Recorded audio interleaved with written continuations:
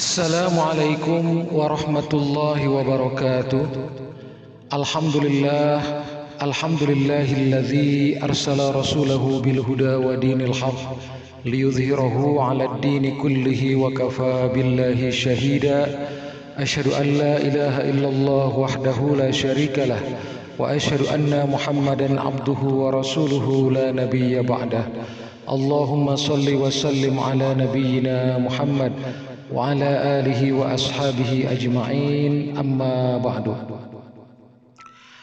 Sahabat Lembakum dimanapun berada, tema tausiah kita kali ini adalah tentang toleransi antar umat beragama dalam ajaran Islam. Toleransi antar umat beragama dalam ajaran Islam.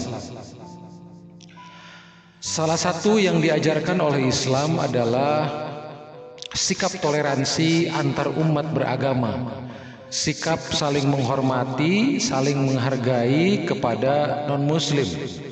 Hal ini bukan merupakan hal baru karena memang sejak zaman Rasulullah SAW sudah ada sejarah dan riwayat mengenai hal tersebut. Ketika Rasulullah berada di kota Madinah, perlu diketahui bahwa di Madinah itu masyarakatnya bukan hanya muslim saja. Kota Madinah itu di dalamnya terdapat masyarakat yang majmuk, yang plural begitu. Di antaranya adalah kelompok Yahudi. Ada kelompok Yahudi yang juga tinggal di kota Madinah kala itu. Dan pada saat Rasulullah tinggal di kota Madinah bersama para sahabat, Rasulullah itu membuat kesepakatan dengan kalangan non-muslim tersebut yang dikenal dengan nama Piagam Madinah. Di dalam Piagam Madinah itu terdapat sejumlah poin ya, kesepakatan antara kaum muslimin dengan kelompok Yahudi yang ada di Madinah tersebut. Di antaranya adalah sikap untuk saling menghormati, saling menghargai di antara kedua belah pihak. Artinya tidak diperbolehkan adanya sikap untuk saling mengganggu, saling merusak, saling menyakiti. Itu adalah hal yang sangat dilarang di dalam ajaran Islam. Misalnya, ketika Rasulullah SAW menyampaikan sebuah sabdanya, beliau bersabda, "Man adza dzimmiyan fa ana khasamtuhu yaumal qiyamah." Man adza dzimmiyan fa ana khasamtuhu yaumal qiyamah. Barang siapa yang menyakiti seorang non-muslim, dzimmi itu artinya adalah seorang non-muslim yang tidak pernah mengganggu umat Islam. Jadi kan ada istilah non-muslim yang dzimmi dan juga ada yang non-muslim yang harbi. Kalau yang non-muslim yang dzimmi artinya non-muslim yang memang tidak pernah mengganggu umat Islam, tidak pernah menyakiti umat Islam dan seterusnya begitu. Maka orang yang non-muslim seperti ini tidak boleh diganggu, tidak boleh disakiti, tidak boleh diperangi oleh kaum muslimin. Bahkan ancaman Rasulullah, man adza dzimmiyan, barang siapa orang muslim yang menyakiti, yang mengganggu, yang merusak, yang menyakiti, yang memerangi orang non-muslim yang dzimmi, yang mereka ini tidak pernah mengganggu umat Islam, fa ana khasmuhu, maka kata Rasulullah, aku adalah musuhnya dia, aku adalah musuhnya si orang muslim yang mengganggu itu tadi. Begitu. Khasamtuhu yaumal qiyamah, aku akan memusuhi dia pada hari kiamat nanti.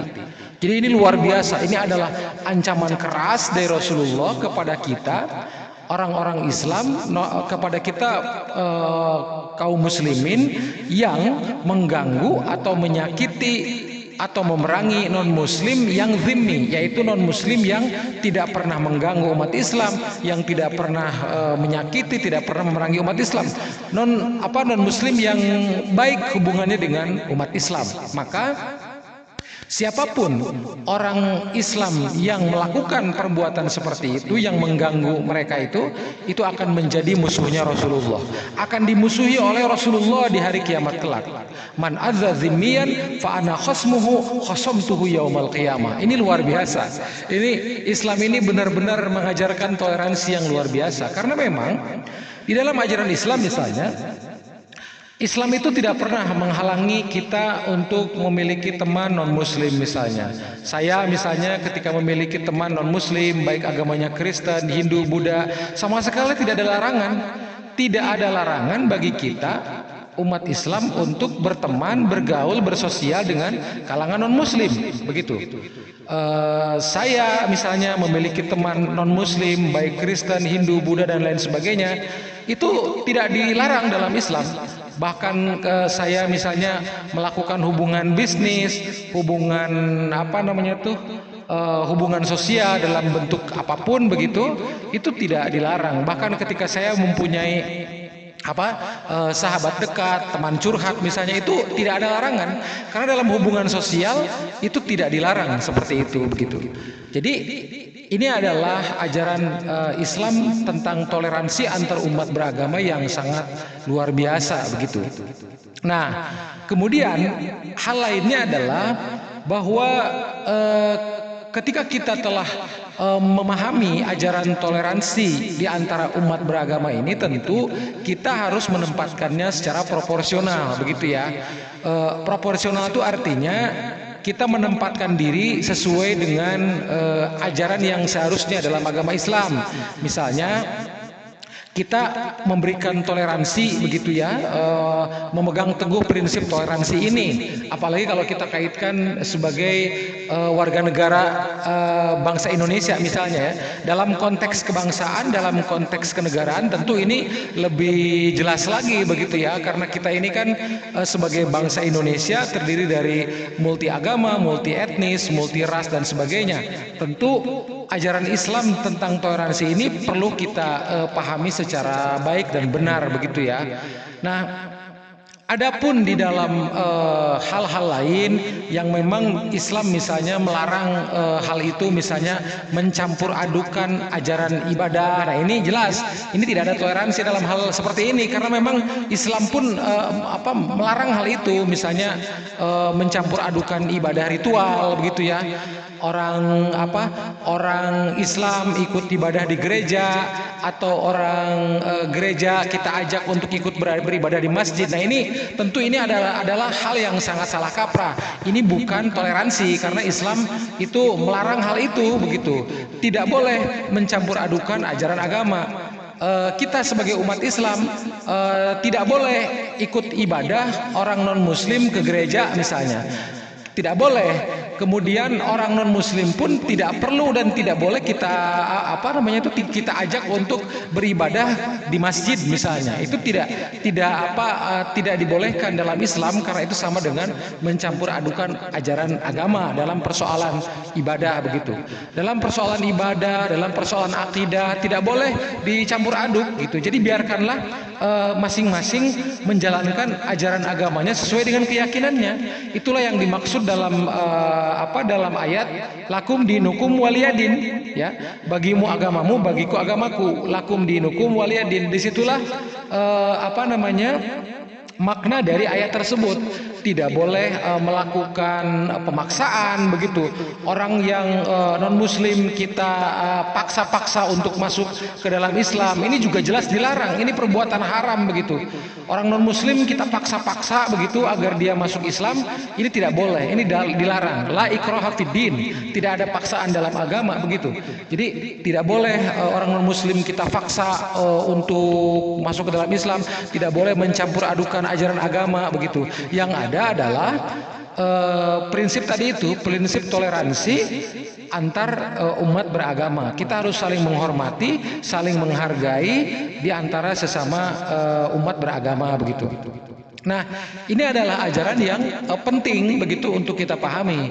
Sebagaimana tadi kita ungkapkan sejarah ketika Rasulullah di kota Madinah itu ya, di kota Madinah itu kan apa namanya tuh, Rasulullah dengan orang-orang Yahudi di sekitarnya itu membuat perjanjian yang disebut dengan Piagam Madinah.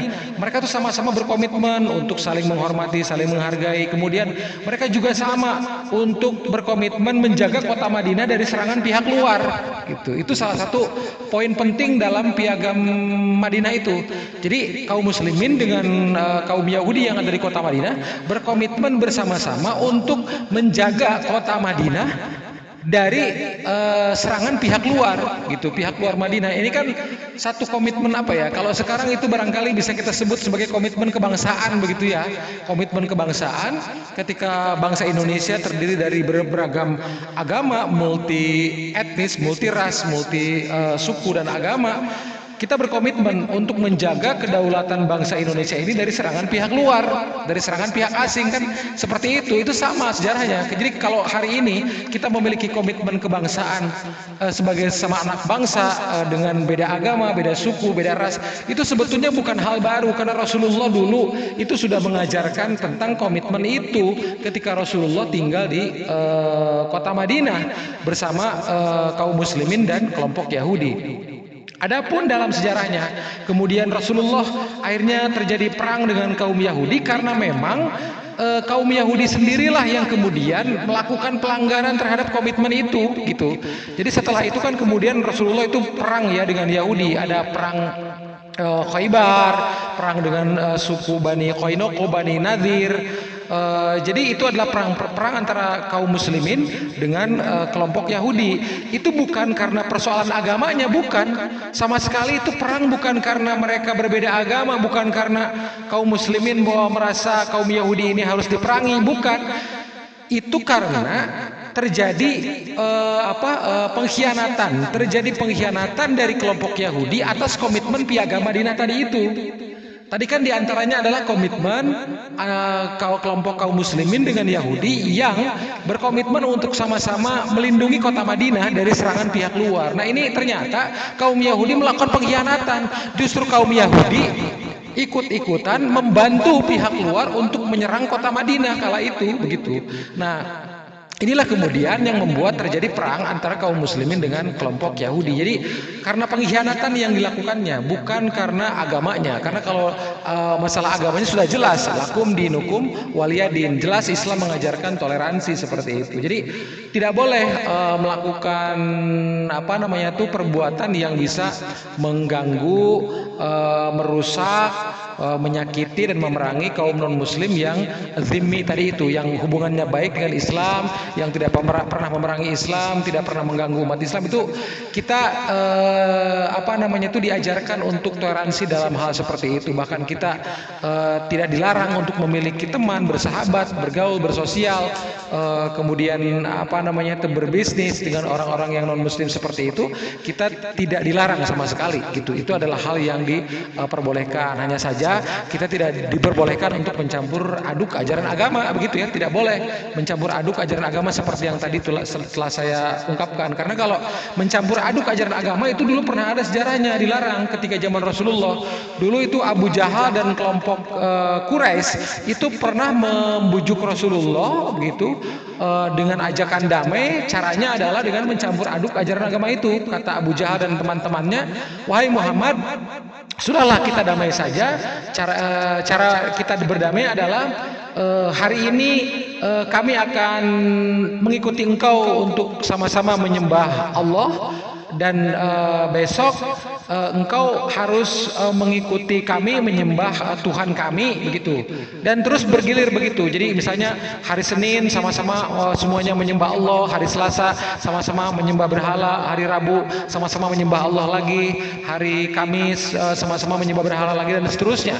Jadi Abu Jahal dan kelompoknya waktu itu mengajak Rasulullah dan kaum muslimin untuk mencampur adukan ajaran agama seperti itu, dan itu jelas dilarang. Sehingga turunlah surat Al-Kafirun yang dijelaskan tadi itu, yang isinya adalah lakum dinukum waliyadin, yang sama sekali menolak ajaran mencampur adukan ajaran agama tersebut. Demikian, mudah-mudahan banyak manfaatnya. Wabillahi taufiq wal hidayah. Wassalamualaikum warahmatullahi wabarakatuh.